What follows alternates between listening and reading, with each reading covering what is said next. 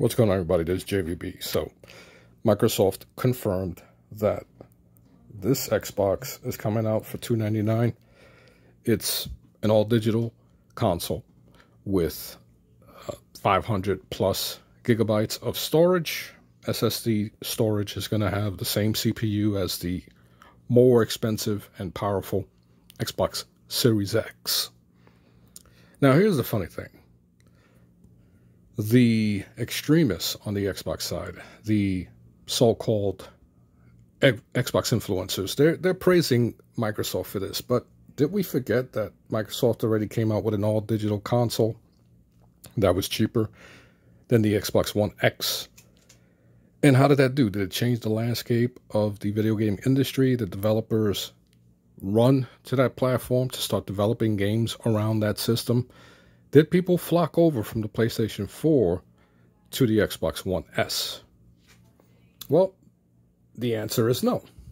It did not change the platform, or better yet, it didn't change the perspective, and people wanted the PlayStation 4 because of the exclusives, the software.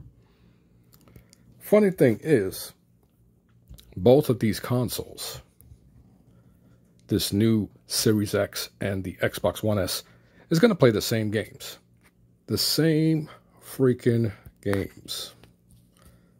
It's going to play Assassin's Creed Valhalla, which Xbox people are pushing as an exclusive, which is really funny.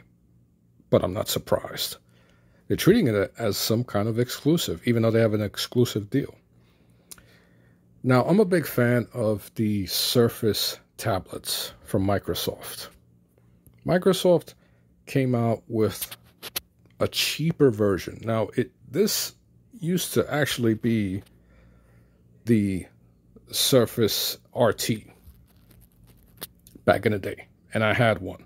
I paid $700 because I liked the design, and I thought the tablet was awesome. Unfortunately, the App Store sucks on Microsoft's end.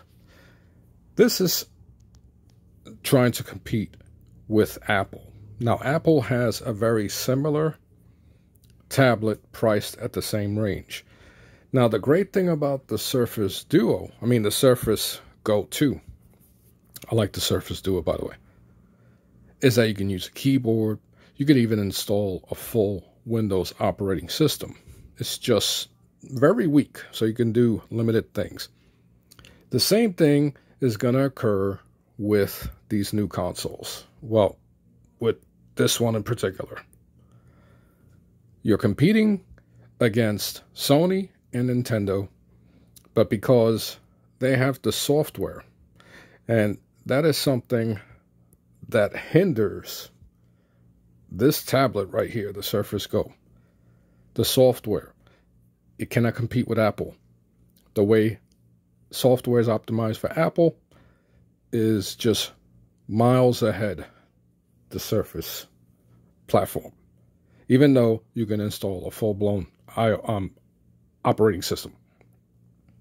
People go where the convenience, the history, and the type of product or the type of performance they expect from a product.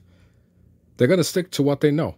And in this case, we know that people are going to flock to the PlayStation 5, and they will not change their mind because they could put this ugly little thing in their backpack. Because let's face it, right now, for maybe a year and a half to 2 years, these two fucking consoles are going to play the same games. So, why even bother?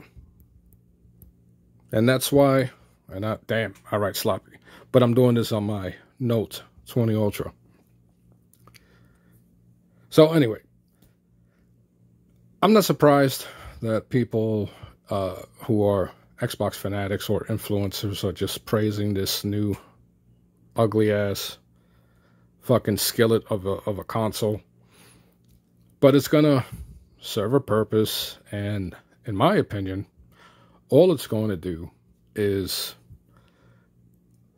maybe force people into buying the more